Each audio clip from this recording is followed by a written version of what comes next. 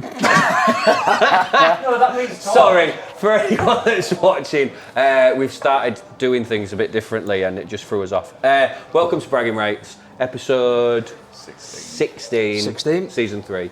I'm not even going to ask you how you 3. From people that aren't watching, Dean's not here. We've now got Daniel Frederick, who won the Predictions League last year, sat next to me.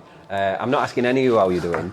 Well, actually, yesterday was all right, wasn't it? Yesterday was brilliant. Yeah. City versus Millwall was class. Are you staying down for the week with me in London? I'm not staying down for the week. No, I don't want to be there for the following Saturday. No, go on then. How are you all doing? Craig? Yeah, I'm all right, yeah. Yeah? Yeah, just all right? Just all right. All right, fair enough. Yeah. Is it because Dean's not here? Yeah, I'm missing him. You miss him? Josh? I'm all right. Just all right. Daniel, how are you? Well done, thank you. How are you doing? Fair to shit, mate. Honestly. No, you can't be that mad. City did win, and it was the first goal from, what's he called? The cheese guy, yeah. Halloumi fries. I know we're not a football Cheese podcast, guy. but that was a good goal. It was immense. He was a game changer, that young lad last night. Yeah, he was. And his dad's a legend, an Algerian legend, have I said that? He is indeed. Look at that, look at him with football knowledge. I know. No, but to be fair, I am shit. It's good though, isn't it, for the City of Hull? Like, Hull City fans going to Wembley, Hull KR fans going to Wembley, Hull FC fans going to Walton Street Market. Do you know what I mean? Like, what a couple of weeks we're going to have. I had one, Hull KR fans, Wembley way.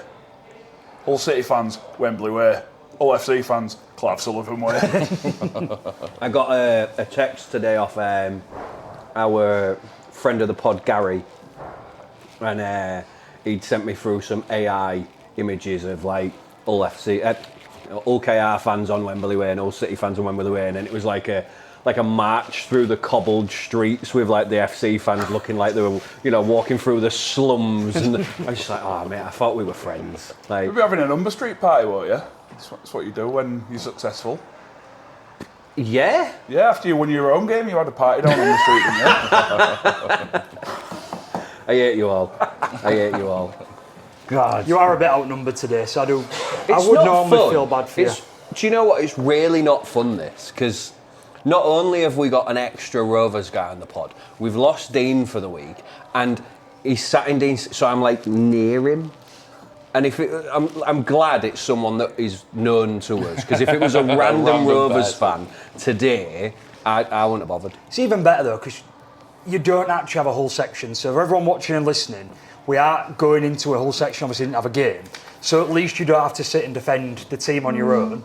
Against 3 of you. But it's a shame, because with the way you've been going this year, back and forth, this would have been a win weekend for you. Yeah. Did it skip it for next week? When we get to your preview, spoiler, I will back you to win this weekend because you're due that next week. Well, no, because our win weekend was last weekend. It, yeah. So now we're on another lost weekend. Jesus. I'm just going to change my prediction. Yeah. Let's move on to the first section then. It's your guys, That'll be isn't us, won't it? All 3 of you. Unfortunately for Jimmy, Peter's curse did not continue. No. I know, He's rated that wrong. Danhausen messed up. One at everyone. Emphatically is what I've got written down here. So that's every single stadium now that he's played a competitive fixture in his career in the UK. Except And Allegiant. Europe. Yeah. Pretty good going, isn't it? Can't grumble, can we? Played away at Toulouse yet? Yes. With we'll beat Peter? him. Yeah. Oh, this season? Yeah. Oh, all right. What was it? 48-0? 50? Yeah. Something else. It When might you beat Cass, we played to lose that week. Oh, we played to win, but we was playing to win. That's it then. There isn't any new places for you That's to... it. He's done it at everyone now. Played away at Odsall? Yeah, we won the other week. Yeah. Mikey scored 4 tries. Thanks for bringing it up. Keep going. You got any more? Nope. And we need to get on to the semi-final, but I was reading Reddit earlier, and there was a really upset Wire fan who was just mad about everything. And I get loads that. of them on Twitter there as was, well, and there was X. saying apparently the match day thread on Reddit on Sunday afternoon was an absolute cesspit of just anger and just like some really inappropriate comments. But this Wire fan was carrying it on yesterday or today, and one of the things he was saying was Mikey just goes missing, and the Rovers fan was saying, he's proven time and time again now in big games that he doesn't like the Broncos game to win the World Cup Challenge, the grand final last year. He's obviously done it enough. He just gets hated. And the conversation started about why are fans singing that stupid song about his son not being his, which has become a common one for away fans. I think we made that. Yeah, I believe FC fans did. And he just goes missing. We haven't seen him since the grand final. The only thing he's done is scored 4 tries against Bradford. So then this Rovers fan just put straight back and went, so by that logic then, every good player has to score 4 tries against Bradford then. Which Wire player has scored 4 tries against Bradford this year? And then it was just like, you could almost see the radio silence over text. And I thought, why just don't get involved in it online? You know, I hate that social media side of it, but anyways. Do you know what I do dislike about social media with stuff like that? You can't see whether they've read your comment. It'd be much better if you could see, like, if the people that you were aiming the comment at had read your like comment and then not replied. Yeah, like you get your 2 ticks on WhatsApp. That'd make it on Reddit funnier. you can see how many upvotes and downvotes and stuff. But anyways, we've digressed. Let's get on to semi-final. Shall we? I think most expected a bit of a quality game, didn't they? You know, 2 of the what you class as informed teams. All right, yeah, we've had relatively easy run-ins, but it just wasn't, was it? We just suffocated them. We did the basics well. We controlled the field position. Our kicking game was class. May pulling the strings again, and man of the match again on TV. It's just not really much else we can say apart from we did everything we needed to do and rode the occasion and come out on top. Yeah, it's quite well summed up there, Craig, to be honest with you. I think there was probably a few question marks raised when Tyrone May was raised in the top 5 for Man of Steel last week. When you come to Challenge Cup weekend, that's when a lot more of your, I won't call them casual fans, but your fans of teams that don't watch the rest of Super League tune in. So there was fans asking questions during the week saying, Tyrone May, really? What's he been doing? Has he been that good? I don't understand. Them fans of your Castlefords, maybe your Saints, that probably tuned in, and he was fantastic. You know, he was worthy of his man of the match. He was worthy of a 9 out of 10. I think smothered was the right word. For me, I'm not going to sit here and say we didn't get the 50-50 calls. I feel like we did across the board. Oh yeah, definitely. I do feel as though we went in at half-time and I was disappointed not to be further ahead. That's how in control I felt in the game. I was pleased with how the game was going. I was loving the Bentley versus Lewis battle. I thought it was phenomenal. God. But I was also on the edge. Yeah, I was also disappointed to go in as close as it was at half-time because I felt we was 18 to 22 points the better team and we only went in, 12 up? Yeah, to be fair to Warrington on that front though, they did defend very well. We could have had a couple of extra tries. Obviously, we've got the Dean Adley off the ball escort, which on another day you're looking at the grounding. But you know, there was a couple of ones where on another day we'd have scored them and we would have gone in front 18 to 24 points up. But as the game, as it was going, even from me, it was the most pessimistic Rovers fan you'll ever see. It just felt comfortable. No. Yes. It just felt comfortable. Like there wasn't. Obviously there was nerves, but the way like, I can see Warrington getting back in this. Sort of, we're gonna lose this. Sort of a vibe. No, you never felt the doubt, did you? I mean, you know the day's going to go your way when Mark Sneed kicks out in the full. Yeah. Come on, when does that happen? It done. Nothing that could have gone right for them in the first half really did go right for them because, and that's not down to them necessarily being crap. That's the pressure that you put on them for me, and Bentley being an absolute bellend. So, like, don't get me wrong, because I've watched it all back now. I've seen the Mikey open palm strike to Bentley's face earlier in the game. It's not a punch. So now, watch it. Super League are actually celebrating it. They've put a compilation together on Instagram, possibly Facebook as well. It's 2 minutes long, and I think Susan sent it to me. And during the clip, you can see what happens. It's an open palm push to the face after Bentley's been niggling him on the floor. So there's no punch. And then it carries on, but Mikey's a master, 9 times out of 10, at getting the right way out of them battles, of playing on the line and then just letting the game do the talking. He got a bit involved. Bentley just got caught up in it and made mistakes. An idiot. It didn't cost him the game. Our forwards dominated, you know. I thought Tom Amon was unstoppable at times on the day. But he helped us get on top. Yeah, because like you were already putting on a load of pressure, and then he was then creating more pressure for them off of his just poor decisions. I think 8 of your first 14 points came off the back of Bentley, just doing something daft. And I said after the game, didn't I? Like I've said a lot like about him after the game, but I don't understand how he gets into a Super League team. Because he's an all-right second rower. There's nothing special about him. He's not great. And he's a massive grub. And I'm thinking, like, he's a Featherstone player. 20 seconds, because I want to stay on Rovers. I'll tell you why. Because that does undervalue actually how good of a player he was in his past and how he can be. Super League quality players are quite hard to come by. When he toes the right side of the line and the ref doesn't ping him, he's a massive asset to your team because he can wind people up and he can get people, he can win the penalties. It isn't going to happen against Hull KR, it isn't going to happen against Mikey Lewis, especially when you're clouting a 5'4" player on the head. It's obvious. Yeah. You know, so that's why. But I do understand your point there because he probably is dropping in quality now and he's in Super League for the future. And that's exactly why Leeds let him go. Yeah. That is not the player that he was. When you see players go from the top 4 teams in Super League and start signing for other clubs, it's usually because, and the teams that stay at the top, I mean, it's usually because they're not top 4 quality anymore. And you're absolutely right. Leeds were trying to get back into that top 5. They are top of the league right now. They let Bentley go before that. Yeah. But you're right, though. Back onto actually what Rovers did well, which is pretty much everything. I was just going to say, it felt like everything. Like, if there was a game plan, and that was the game plan, then it was perfect. Like, we executed that game plan superbly. You wouldn't be surprised if you looked at Peter's notes from the night before and said, do that, and it was exactly what you did. Yeah, like a blueprint. Dominate through the middle, get the backs going. I thought all the backs had a fantastic game across the board. Broadbent, like I've just said, Sneed didn't have a great game, but he still put some terrifying kicks in that I wouldn't like to be under in the full-back position. Young Jack was great under him. As always, Davies and Budgie putting the hard yards in, but I thought Gilly and Hicku as well. I've seen some outlets giving Hicku a 9 and a 9.5 out of 10. I personally thought it was an 8, but I'm not going to here to complain. They all had great games. It was well executed to a T. They scored, their 2 tries. Never really felt in doubt. I also felt that I love it when a game moulds and comes together after a long time. So I kept saying the first half, and Fredders was quite near me because actually there's a few of us stood in a big group together watching. I was like, Mikey was finding success down their right edge, our left edge, so many times, just popping his head through, just getting the pass away. And then later in the second half, he makes a break where he made such a good break that no one could back him up. He'd overran, able to offload it. Budgie was there.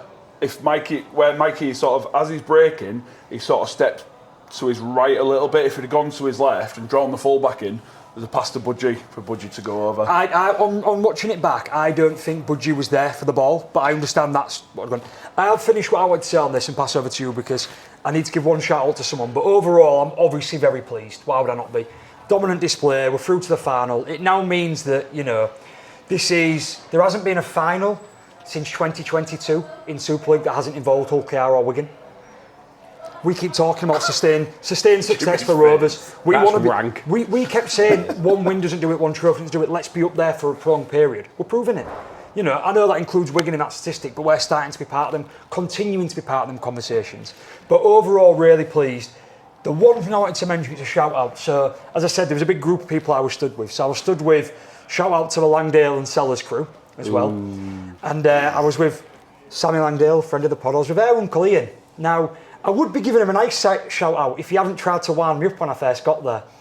Oh. I've been with this guy on Good Friday, had breakfast with him in Apollo, gone to the game. I walks up to my seat and he's like, I recognise you. Where do I know your face? Where have I seen your face? And obviously he's been put up to it, right? To try, are you famous? Are you on the bragging rights? So, right, obviously being put up to it by Sammy and Daniel and everyone. So, it was nice to see him as always. But the reason he was mentioning, I was going to give him a shout out. I think this is probably quite a rare one. He's really concerned about us going to Wembley now. Not that we doesn't think we'll win, but it's going to clash with the Champions League final. And he's a massive... Oh no, don't tell me he's an Arsenal fan. He's a massive Arsenal fan who used to go to games, I think he maybe still does. And he's genuinely in a panic because he can't get out of Wembley. And he doesn't want to leave Wembley early. Even if we're 40 points up, we don't want to leave Wembley early. No. Right? That's my job. But yeah. According to Dean. But he also can't get anywhere quick enough or get across to the Emirates, to a fan zone. It is the Emirates, isn't it, Arsenal? Yeah. Look at my football knowledge. Coming through again. We are both in North London. So anyways, big shout out to Ian anyways. But yeah, he's getting a little panic about it. And I said to him, well, you better just, make sure your phone's charged and you've got good signal to watch the first half. But he's in a right tiz about it. So it was great to see him. But I don't reckon there's many Rovers and Arsenal fans in that position. No, he's a minority. He is the one minority. I don't think. Just before you close off, one thing that's worrying me, because we've said a couple of times, like, can you do it back to back? You know, obviously we did it back to back. Who did we beat first time, and who did we beat second time? Yeah, Wire first time, Wigan second time, and we've had discussion for how good the teams are.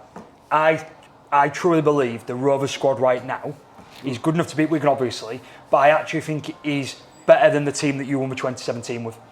It's not massive, but I do think it is better marginally, and it gives me confidence that we can go back to back. Anything can happen on the day, but yeah, we've heard from a lot of old fans that your treble doesn't really count. It's not a quad. We went back to back. That's harder. Let's see what happens come 30th of May. That's all we can do, innit? I'm not, like I said to Susan in the group, don't count your chickens before that.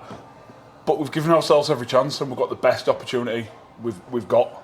You know, we have a little final the week before when we play Wigan again, so we'll just have to wait and see, won't we? But I mean, that's me now. Wait till the week we record the thing. I'll be so nervous. I'll be spouting a 1 point. I'll be spouting a 1 point win. Sorry, Craig, you finish off. No, it's good. Yeah, it's final roundup then of the other games. So I have got a little bit of a gripe with Rovers, obviously.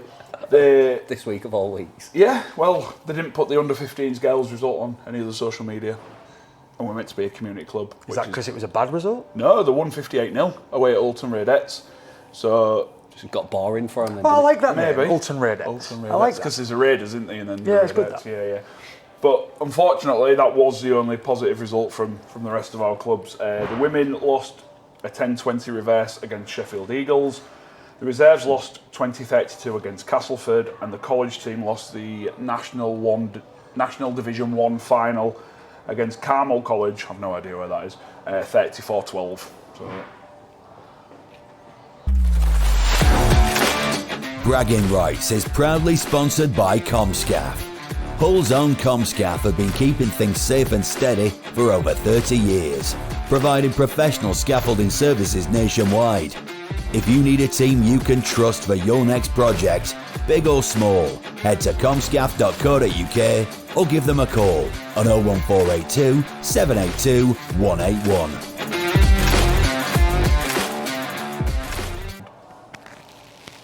It's your time to shine now, mate. Wow. Yeah. Tells you I've got a face for radio or not. Yeah, I know. Throw it in the deep end there for You said it. He also said the rest of us have got faces for radio earlier. I don't know if anyone caught that, but yeah. So I'm going to let you two lead because obviously he is a Rovers fan, and it's your league, Mr. Craig. You say it's Craig to lead it. It's his league. But I ain't said much, so I'm just going to introduce Daniel Frederick, winner of the Predictions League last year. Gets the joy of sitting with us and getting a free pint of Guinness. I do. It's nice. Till we make him pay when he leaves. I do have to throw a caveat in there though. For Josh there. Emma. Actually. Winner of the... I have to say something, or otherwise I'm going to get hit in the neck. He won it based on the fact that he was a paid member, which was the rule last year, which was set from the beginning. Don't shoot the messenger. I said last week, no, shoot Emma. If I was Fred, though, Dan, if I was you, I'd be feeling quite aggrieved because obviously your prize to come on, you might like it, you might not. This year's prize includes his tickets to the grand final. So you've been doing a bit dirty there because back then we didn't have that great prize to give away. Yeah, we were poor last year. Yeah, we was much poorer. Yeah. And how are you doing this year in the league? Have you? Nowhere near as good. It don't help all winning because obviously last year I just battled to get beat every week, which is obviously really good. For us 2 points now up. You just never know what's going to happen. You are the opposite of Ange. Ange Hull. Yeah. Bless her. So yeah, this year's not doing too great to be fair. I think I'm you have to pull under. your finger at them, won't you? Is that what you're putting it down to though? Just FC? No, it's just I would. it helped last year, but Catalan or whatever I do opposite this year. So again, that's a waste of time. I actually think Catalan's results this year have been the hardest ones to get. Yeah, because they're like us. Yeah. I was You going just to say teams turning up there. But I watch us more often. I understand a bit more about what's going to happen with us, and you get a feeling. With Catalan, you don't, do you? Like you're not close to them. So what was the secret then to your success last year? Guessing, bit of educated guessing. Did you get your lads well? Educating guessing. To be fair, no, he's worse than me. Just guesswork, innit? Like I say, anything can happen any week. Yeah, I remember the first game of the season was Huddersfield and somebody else, and I got the exact winning margin. I thought this is going to be pissing. They ended up finishing bottom. That's like me this season when I was like third in the world after 2 weeks, and now I'm like nowhere near. I mean, I'll never tire of mentioning it. Sat there, second penultimate episode of the podcast for last season, and I'm told by the three of you, Josh isn't really in this. Josh can't win. We'll be deciding the forfeit, and then I come storming through, smashed the last week, got about 1 million points and won. So it's that easy to pick up big points if you can get it on the nose. And as we saw last week with our friend Gary, the only person, if you're the only person that backs that result in the league, you just clean up, aren't you? Taking them points that you've gained that advantage on the entire league. So it's tough, and I think this year is harder. You're not the only one that's doing much worse than we did last year, Danny. It's not just teams like FC and Catalan though that are, you're surprised at things. Earlier in the season as well, they promoted teams. Yeah, Yorkshire, like I say, Yorkshire and Bradford pulled some results out of nowhere, didn't they? Especially York first week. Everyone lost Rovers the first week. Wigan, loads of people have lost points. So yeah, you are not the only one. I think even we're not as high up as we'd like to be as the presenters in the league this year. Yeah, we should be doing better. We need to pull our fingers out of things, don't we? Did you ever get any gold caps last year? No, I don't think I did. So you got all the way through. I just did a bang average all year. Be nearly as good as Emma, but not quite. Paid for the privilege. But yeah, I put my hand in my pocket. Yeah. Some people are just tighter than others, aren't they? So yeah. No, Do you know I Emma just bang personally? average. Me, yeah. Good job. Just did a Leeds and won it from 6th, didn't you? That's all it was. Best part of 15 years now. What? You've known Emma? Is that a... You know what? Screw Emma. We're here for Danny. You'll have to ask Emma that if it's a good thing or not. So what's your background then with rugby league? Did you play? Did you... No, I was always a football player, to be fair, never a rugby player. Went as a kid. Went as a teenager when you used to climb over the back fence through the conifers. We don't condone that. Don't condone that. There's no conifers now, you're right. So no. There's a climb of scaffolding now. Never played it. Never played a game. Never wanted to? No, I was so much into football, to be honest. So football was always a one. It wasn't until probably 5-6 years ago I went, sort of gave my city pass in, and then went to rugby and then forgot about the atmosphere, to be honest. The atmosphere was what dragged me back in. Oh man, away. It's just, I don't know, the banter, the talking to...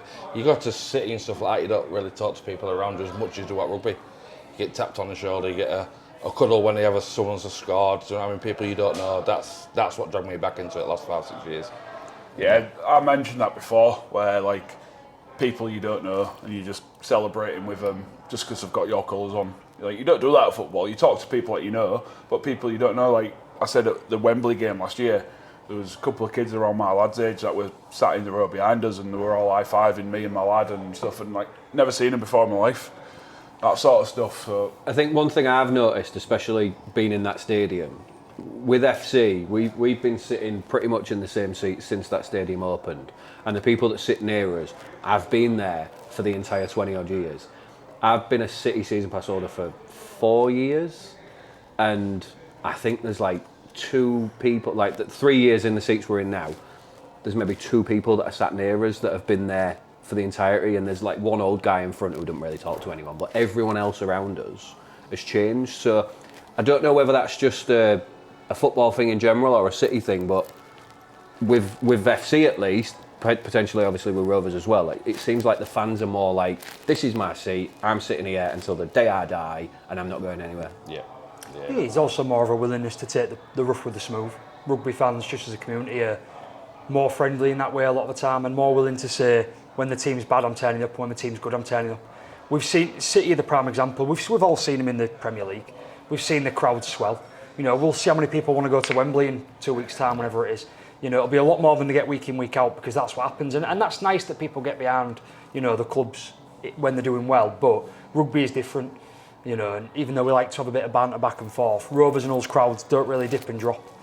Obviously Rovers have swelled in recent years. We'll see if we have a dip in form, but that's the way it is. And that's it, innit? It's the stuff like Craven Street's really made a difference as well, before a game.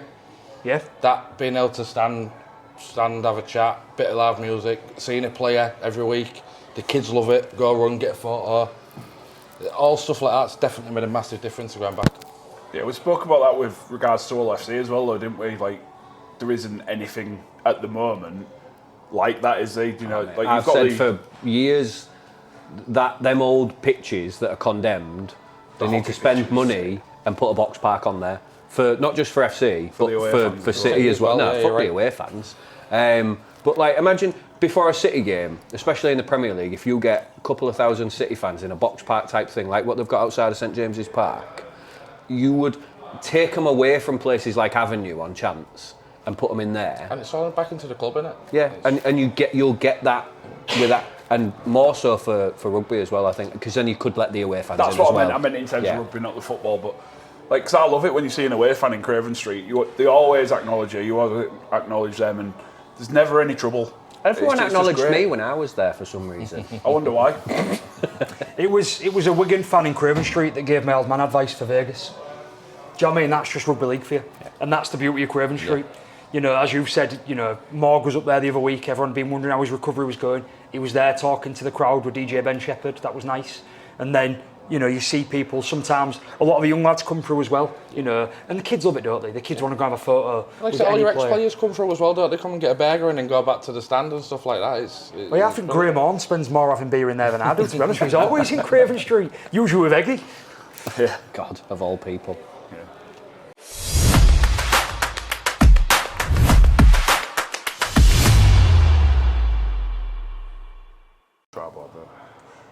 Right. Yeah. Caught me off guard then. As with every other week, we are obviously sat in Tribal. You'll be able to see it if you're on YouTube. What can we say that we haven't already said? Like, get down to Tribal. It's just a nice place. It's just, I love the place. I'll be honest, before we started recording here, I wasn't a big fan. I'd never been in before we started recording. And I think the more that I've been here, the more I genuinely will be like one of the people where I will encourage friends to go. Like, you know, if there's a game on or whatever, or there's a quiz night, I'll be like, we're going to go to Tribal then. Like, let's go to Tribal. It's a great night. And on top of that, try some of this, because we're going to try and do it in time again this week. Yeah, right. Oh, you can't plan it. It was quite unplanned last week. 7 Gold vodka. You've got 3 flavours. I think this is the only place in Hull that sells it. We've tried it. Come to More Tribal. Specifically me. Yeah, Craig's definitely tried it. He's a bit pissed off he's not allowed to open this now. But give it a try. It is the only place I know you can get it. They've got banoffee, nutoffee, which is like an hazelnut, and toffee vodka. Yeah, come here, watch the football, whatever you want to watch.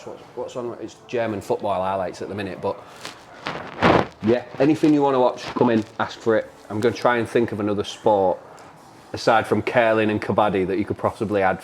Underwater rugby from Germany. You know, viewers, listeners don't know. Synchronised swimming. Viewers, listeners don't know, but very shortly, playoff football is going to be on. That's going to fill up behind us. It's probably the premier sports bar in Hull still. And the quiz night you mentioned there briefly there, Jimmy, it was absolutely... We was in here on Thursday night, not for the quiz, but for something else. We had a little meeting, didn't we? It was absolutely rammed in here. We came out of that, because we had the little pool room, we came out and just wanted a spare seat. There was people stood. It was absolutely rammed. But it was a great atmosphere. And that's just a random Thursday where there was nothing else on. It was just quiz night. It wasn't like football or rugby or anything. Like, yeah, get down to Tribal. Would you like some news from around the rugby league world? News from around the world. I'm not doing it. See, the beauty of Dean not being here is he can't complain about the song. Okay, some quick fire news then. Let's not spend too long on it. Let's start with some good news though. Both of the semi-finals over the weekend was well attended. We don't talk when we're doing this. We don't talk when Josh is Susan's getting sacked. Do you know why it is? Let the viewers know. There's a thing to do a 7 vodka advert shortly. That's what it is, and he's saying, should we still do it? Oh, okay. We'll still do it because it's worth doing. Yeah. Right. And they give us both free games vodka. Across the weekend, the semi-finals were really well attended. So over 25,000 fans made both games, which is good, isn't it? The Wigan and Saints game at Halliwell Jones was 13,421 people. Not bad. And I think Saints just don't have a good record at Halliwell Jones, so they won't want to go there again. And then at Doncaster for KR and Wire, obviously, S3 was there yesterday, or Sunday, a couple of days ago, 12,054.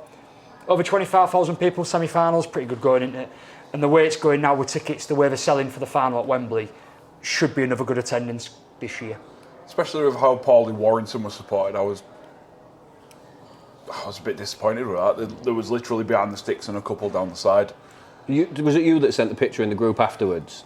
I didn't send the picture, but I mentioned it, I think. The fans emptying out, and I was like, it looked like that on TV for the entire game. It was embarrassing. Yeah. Not just for them, for the sport. Yeah, it's not good. It's not a good look. But at least we had big attendances for both games, which is always good to see. Sticking on Saints then, because we just mentioned him, Saints starman Jackson Hastings has finally found out his punishment. Do you remember the incident on Good Friday? Do you remember a bottle was thrown at him from the crowd and he threw it back at him? Then he climbed into the crowd afterwards, if that was the same game. Do you remember this? No. So they finally come round to a decision. They fined him £500 for the misbehaviour, should we call it. For returning someone's property? Yeah, well, I think he should be commended for his commitment. What I do like about this, £500 is nothing. I know rugby league players aren't paid all the money in the world. £500 is nothing. He might pay it, maybe the club will, I don't care. He's also been given 10 hours of extracurricular, basically community service that he has to serve with the Saints Foundation. I think we should see more of this. I don't want to get into will he do it properly, does it mean he works in the company shop? I don't care. We should see more punishments where the players have to give something back to the local community. They should do that anyway. Well, they do, but let's give people punishments is what I'm saying. I agree with that. I just disagree with the harshness of it all in general. Like, someone threw a bottle at him, why can't he throw it back? I know. Probably the biggest signing news of the last couple of weeks. Probably one of the biggest signings in Castleford Tigers history, I would like to say. They have now announced they are signing hooker Damien Cook on a 2-year deal starting from next year. This is a previous Australia star, New South Wales star, a player that I think most rugby league fans, if you watch any Australian rugby, are going to know this guy's name. Now, let's caveat this. He is 35. And what did Paul Cook... Surprised we didn't sign him. What did Paul Cook say on this podcast? These Aussie players only come over when they want a big payday, they can't get a game in Australia, or they've done something naughty and they need to escape the South Pacific. But anyways, I don't think we should be negative on that. I think it's a great signing. He's another one of them players that, let's give you some credit last year, like Jordan Rapana, that a lot of young kids that have now grown up into young adults were so buzzing to see play in front of them in Super League. So I think it's a great signing. Hopefully he goes well for Cass. Hopefully, for them at least, he has the right impact off the field for the rest of that squad. I think that's the type of signing that you get, in my opinion, when you need a culture shift. And I think for us, like Ardacre and Rapana were the ones that did it or helped us last year. I think that's possibly why they've got someone like him. Yeah, and we did it with JWH. He turned up for maybe 4 games, some of them massive games like the grand final, but the off-field impact he gave us and offered was massive. So hopefully he does the same, but another good name to see coming to Super League. Sticking with the signing news then, massive rumour going around, two-pronged news this today, bit of breaking news today, but Perth heavily rumoured to be looking at signing Saints Matty Lees. Now, this would follow on the back of the fact that they've already announced that they're signing Harry Newman, James McDonnell, Nikolai Olegski, Toby Sexton from Catalan, just to name a few. There's more signings as well, that's just a few of them. However, it's been announced today, but not fully confirmed the extent that Matty Lees looks like he's undergoing knee surgery, could miss the rest of the season. So this could put a spanner in the works of the signing, or it could not, we don't know. But yeah, that's what's been thrown around the rugby world today. So I don't know where to go with that. I think that, the thing that worries me with Lees is how long he's going to be out, not necessarily from a Saints perspective, but from a World Cup perspective. Absolutely. I think that's it. I know we spoke about England at length last week. He's one of them players where he's on your team sheet. Oh, without a doubt. Well, people have wrote off Williams for the World Cup, whether you want him in there or not, saying that this neck injury that might keep him out for the rest of the year. They've already said, well, that's him done for the England squad then. So is this the same? And for me, it's a big, big loss. So we'll wait and see what happens. And then final bit of news, sticking with signing news. Anyone seen this today, that the big news is all about where Brodie Croft's going next year? Black and white. No, you have to spend money. I don't think spending money is our issue. Our owner is well known to be the kind of guy where he's like, I want that one, and I want that one. He actually says this to Richie, apparently. I want that one, and I want that one. You need to stop listening because he only does it to Crocs players over 30. But the only news on this, and it's heavily rumoured, but Croft is coming out of contract. It looks like he might want to stick around in the UK. Wyatt are apparently the front runners right now that are apparently going to get over the line and get this man's signature. Now, I expect Leeds to counter. Of course they will. Why would they not? He's in the form of his life at the minute. But if we've seen anything in the past, we've seen that Wyatt don't mind getting their own checkbook out and finding the funds to get big players themselves. So could see Brodie Croft in some new colours come next season. It would be nice to at least know that a team like us that needs a player like Croft at least go in and try. Could see his missus working as a cleaner for 100 grand as well. Can't do that anymore, Craig. Not allowed. They weren't allowed to do it in the first place. Well, fair enough. That's why they stopped it legally. Okie dokie. Well, that wraps up rugby league news from around the world this week, gentlemen.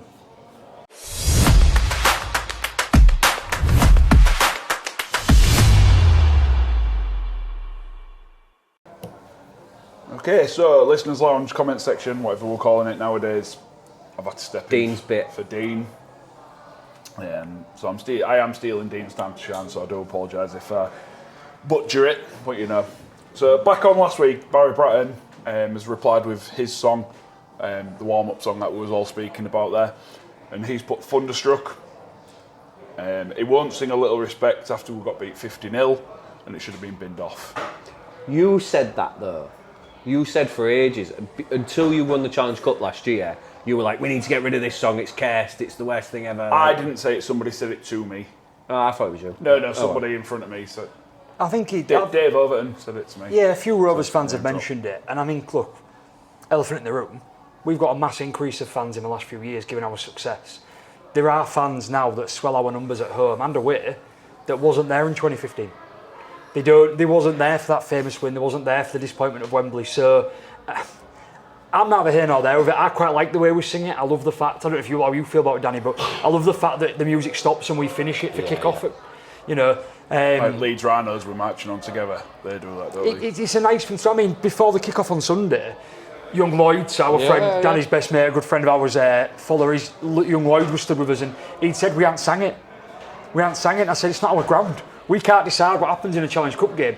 So apologies, you might see a little technical difficulty there where it's come back, but I was just saying that, you know, it doesn't happen at these away games, but we love a little respect to start our games. And when we was actually at Doncaster for the semi-final on Sunday, Danny's good friend Fuller, his son Lloyd, young lad, massive rugby fan, he actually turned to me and said, we haven't played Little Respect because we're so used to a club as singing it because it wasn't our ground. But you guarantee if it was at Craven Park, we would sing it, we would shout about it. And I love the way that it opens our games because it's so good, isn't it? So, like I said, it's the kids of that generation, like I said, they weren't there for that 2015. That's not got the same thing as them. Yeah, of course they you do. Put a Rovers podcast on Spotify or whatever other streaming services available. We don't care about that. Obviously, that's one of the songs that's on there. And when we was going down to Doncaster, that's what he was playing. Yeah. In the car, getting all excited. Yeah, it was booming, wasn't it? When we started singing that and it filtered round to all sides of where the Rovers fans were, it did really pick up. I hate it. Yeah, you would do. It's got to a point now as well, like if you'd have just done it for like the 2015 and then binned it off, it would have been like, yeah, all right, that song that I like, I can still sing it. Now you've been doing it for a decade, even if you stopped playing that song, I can't enjoy that song ever again. Too deeply engraved. Yeah. Ingrained deep. Well, Dean always mentions it, doesn't he? Dean loves that song. And he My just mum can't says it all the time. enjoy it anymore. Ah, well. So next one then is, I'm going to butcher these names, I know I am, Acacia, I'm not sure, because it's spelled with a Q, and Hivoahu, 1335. Thank you for the welcoming back messages to yourself there, James. Thank you. Matthew Sunman, according to his research, Rovers have won the last 7 games at the MKM. Last time FC did that was 2006. And if Rovers win the derby there later in the season, it'll become 8, something which Hull FC have never done. And it kind of shows their inconsistency recently at the MKM Circle, KCOM. And now there's an advert coming up. So Jimmy, what you got to say to that? whatever. Just whatever. I've got now to say, like, there is literally nothing I can say to that. Like, but then again, how many teams have won 8 consecutive games at home? Like, you're looking at your Wigans and your Saints, and maybe, I don't know if you guys did it last year or what. Like, there's probably a very small amount of teams that have ever won 8 consecutive home games ever. So it is what it is. I think the problem with that stat is that you're going back to when you did it to us, we wasn't a Super League side. And now we're doing it in Super League with you as a Super League team. I don't know if that's... no. So the last time FC did it, not referring to derbies. Right, okay. Oh, so that's different, then I've misread that comment. So I don't know. Yeah, it could be that. But I think the other problem I've got with this is, and I say this all the time, about wanting Hull and Rovers to be the 2 top teams, us just a bit better. I'm getting to the point now where when we have a derby preview and we talk about the derby game coming up, we always say anything can happen on derby day. I don't believe it anymore. I don't at the minute. I don't go into them games thinking you can do it, you might get one over on us. I do to a point. Like, there is that expectation that we will step up in a derby. And there have been a couple of performances over the last few years where, yeah, we've still been beaten, but we have stepped up versus the rest of the season. So you still have that, and that then obviously still puts doubt, especially, if you get players sent off for doing nothing, like Cust when he just tickled Morg. That makes it difficult, doesn't it? But yeah, I get where you're coming from, though. It has got to a point where it's like anything can happen, but it's probably not. So yeah, is what it is. It's sad. It's the hand we've been dealt.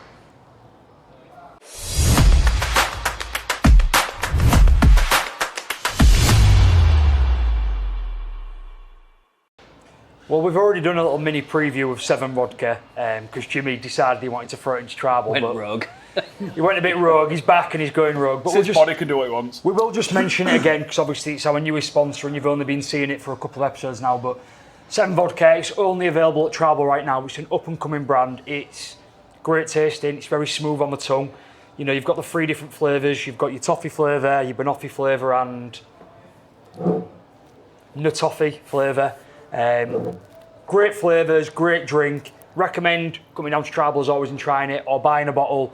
But it's just a nice little tipple to have alongside on an evening when you fancy, or if you come down here for a bite to eat or just to watch sport or whatever you want. So we do recommend 7 Vodka. It's a really nice up and coming brand. As always, we will say, please drink responsibly. But if you are going to, you can't go far wrong with selecting this as your tipple of choice when you are being polite and responsible. Why was it that sentence that got you to turn your head then, Craig? What? He went, please drink responsibly, and you went, what? Because I was hoping he was going to go, oh, don't. Choice is yours. Fair. All right, well, we've got to preview us now, haven't we? Because we've got a game this week. But before we do that, real quickly, we have had some sad news today out of Hull FC. Today is Tuesday. We're recording a day late. Philly Saru, 56-year-old former Hull FC player. He was part of our first ever Super League season, has sadly passed away. Yeah, not great to hear. Is what it is. It's sad news. I don't really know what much more we can say about that.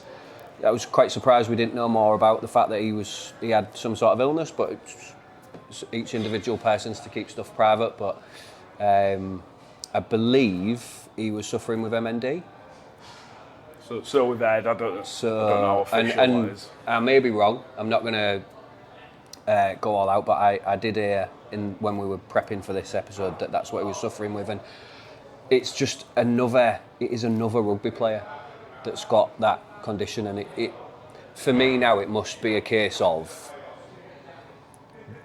It seems obvious to me, like with the amount of head knocks that people get, that there has to be a link. But no one's ever said that there's a specific link, have they? So. No, and then they are investigating. Look, what I would say is, we don't want to dive into it too much because we don't know the full details, maybe by the family's choice. But our thoughts are obviously with family and friends and everyone associated with the guy. It's very sad news. What I would say is, we don't know if it's related. We do know there's a lot of rugby league, rugby union players that are being diagnosed and dying because of this. Just keep helping. Put your hand in your pocket. Run the marathons. Run the 10Ks. Whatever. Just get involved. And it might be a different player's name on it. And we're obviously on about Rob Burrow, but if you support that, you're supporting people like Philly Saru. I ran the inaugural Rob Borough Marathon, not because there's someone personally related to me or close, just because I wanted to beat Emmendy. I ran it for everybody, Rob Borough included, just because he brought attention to it. You don't have to know someone, so I think that's the takeaways. Thoughts for the family and friends, but let's fucking beat it, kind of thing. Yeah, 100%. Bit more positive news out of LFC for Jed Cartwright. So Jed and his partner Sophie welcomed a baby girl into the family on Friday morning. That was last week. So that is Arabella Cartwright. So congratulations to those as well.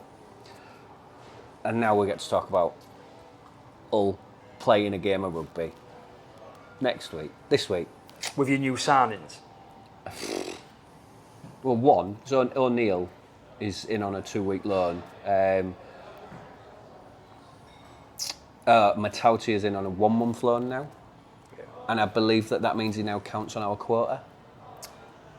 Yes, could be. And then, but we've got night space anyway. Yeah, everyone's got space. I don't think anyone's up to cap. But then Newman's going back to Leeds, isn't he? Newman's gone back to Leeds. Yeah. Don't quite know why. I believe there was a piece that I noticed just before we started recording that explained why he'd gone back. It is what it is. Fortunately, we have got Barron back, so it could just be a case of Barron slotting in on the wing, Briscoe moving into centre maybe, Ardake going back into centre, who knows, but at least we've got that back on the field to cover that gap that Newman's going to leave. Sal's back from an HIA, Amir's been cleared to play, and we've lost... We haven't been cleared to play. You've used the loophole to serve his ban in a reserve fixture. Which means he's cleared to play? Very different to being cleared to play. He's used the fixture. Yeah. He's used the loophole that every club, including Rovers, use. Okay, so Amir is available to play there. There we go. Been cleared to play. God. Imagine being cleared off you're the one that's hurt someone else. Bailey's out, broke his collarbone. So another cursed member of the FC team. I did want to bring up, I think I brought it up in the group chat the other day, how many games our team have missed through injury. And I know we say it every year, you can't just blame the training facility. Something's got to change. Like, our players, I don't know what it is, we just can't keep players fit. But what it does also do is it makes it real difficult for people like me and Dean as well when he's on to predict what's going to happen.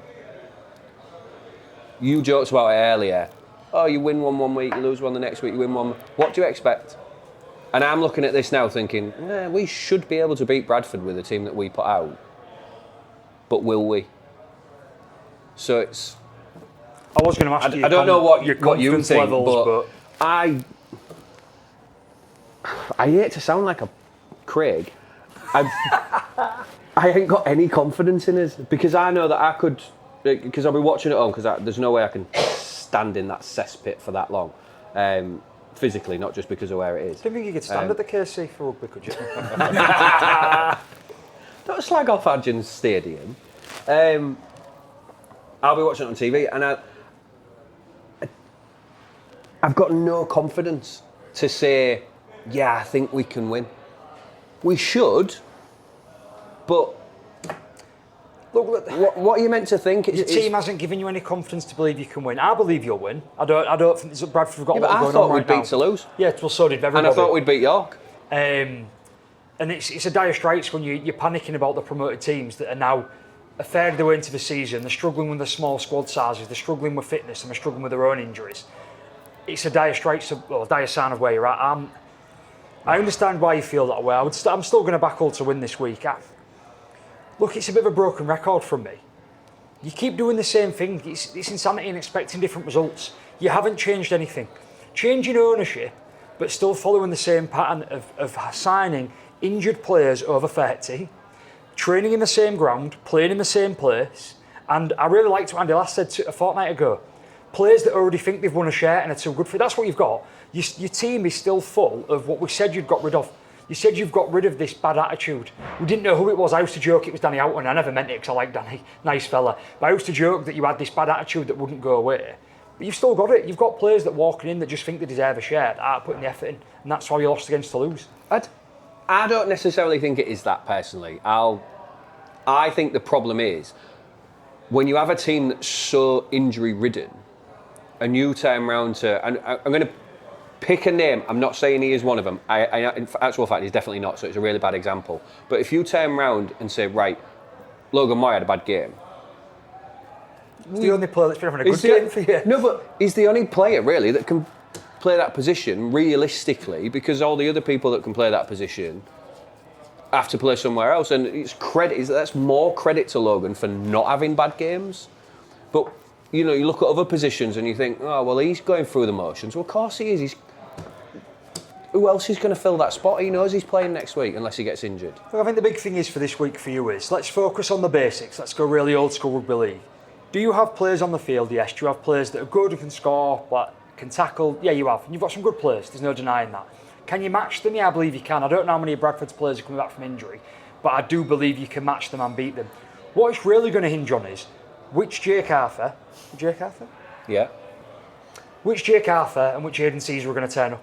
Because if you get the two from the Toulouse game, the Caesar that didn't want to know, and the Arthur that thought it was a running prop, I think you'll struggle. If you get the Caesar that can kick a ball well, that can pull the strings, and you get an Arthur that knows how to play halfback, I think you'll run away and you'll win comfortably. But we don't know what you're going to get, and I think that's the rest of it is irrelevant. Let your backs, let your forwards do what they need to do, see what injuries you've got to cope with. Can them two halfbacks play together like they did against Castleford, and can they be coherent together? That's what it's going to hinge on for me.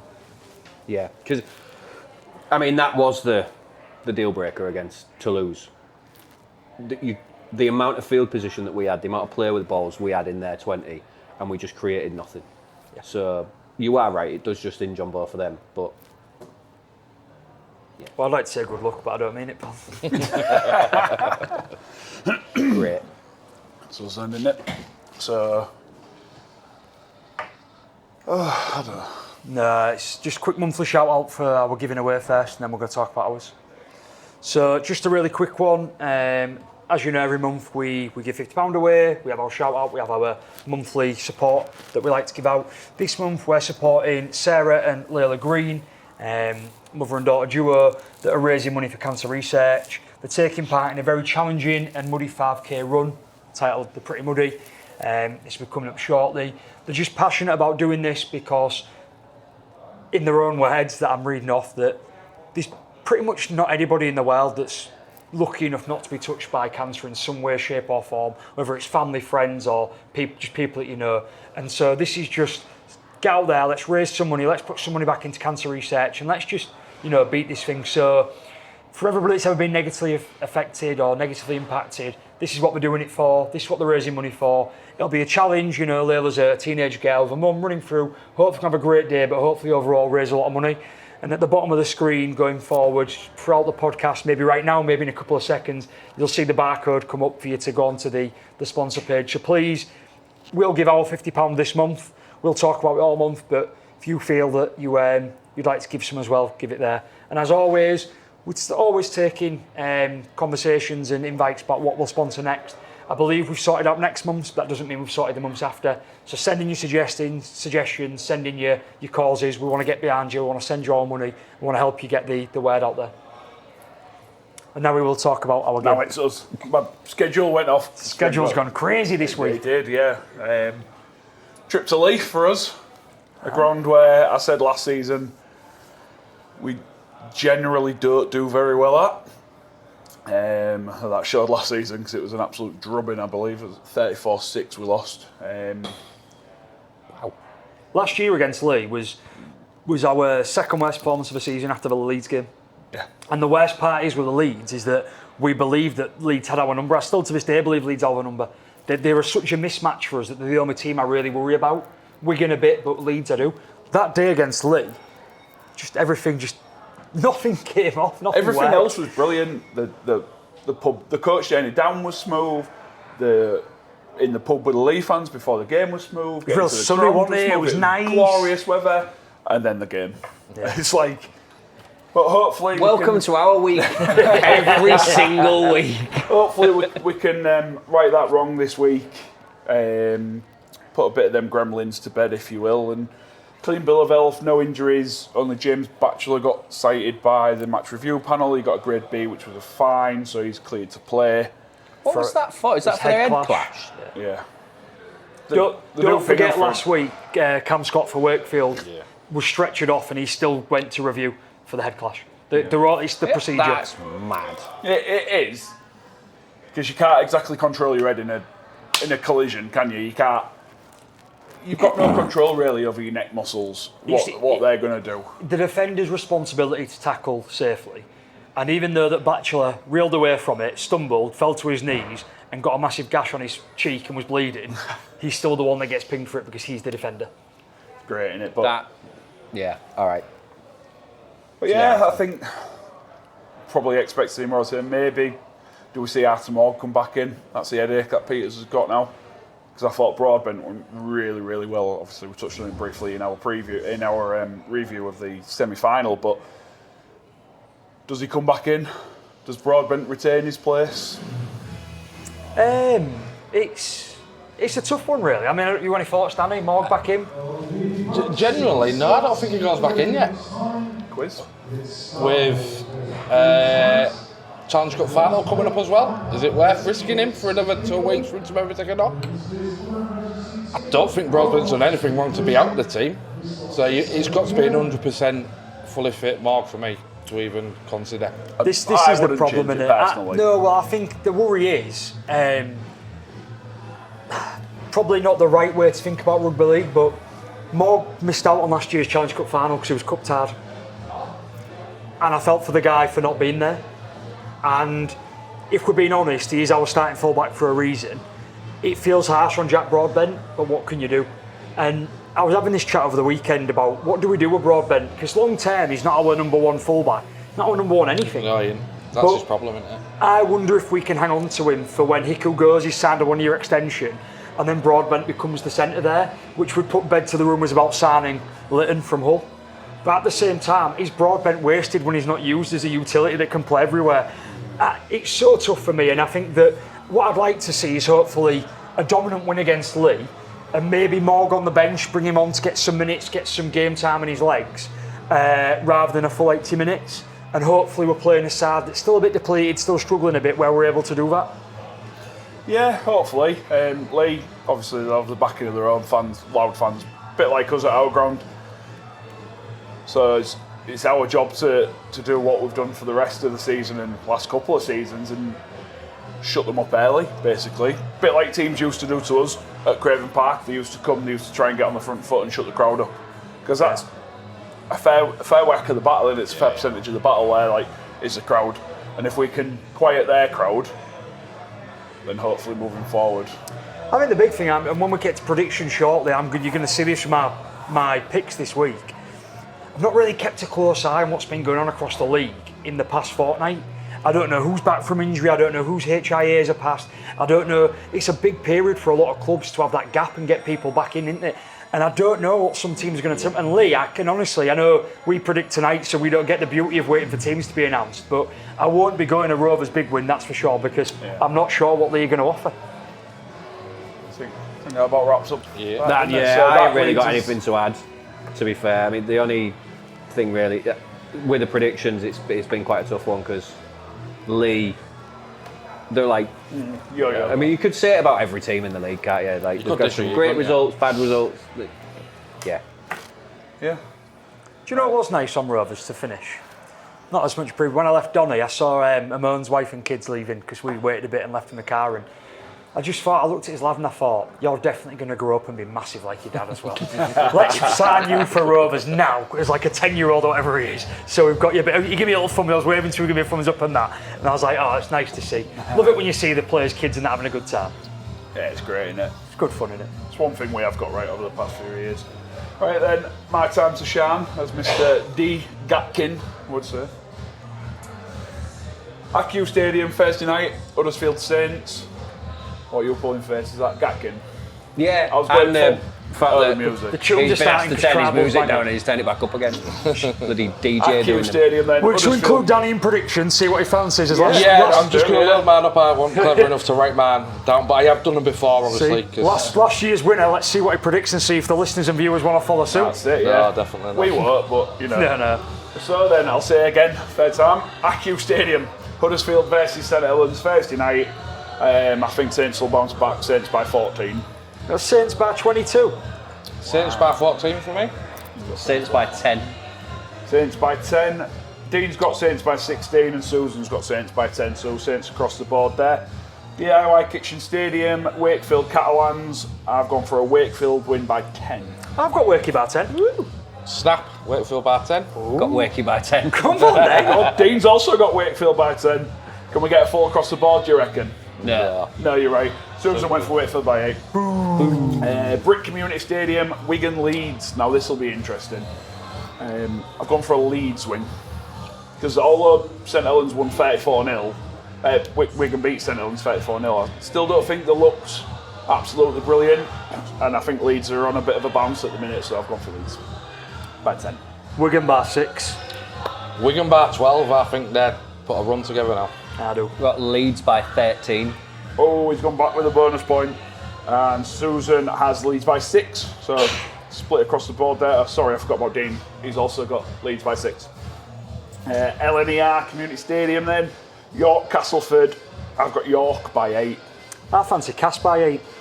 I've gone Cass by 16. And York by 6. York by 6. Dean's gone for Castleford by 2 and Susan's gone for Castleford by 6. Stade Ernest Wallon, Toulouse versus Warrington. Warrington by 14. Yeah, I've got Wire by 18. Warrington by 20. Warrington by 13. Oh, 13 again. So Dean has Warrington by 16 and Susan's also got Warrington by 16.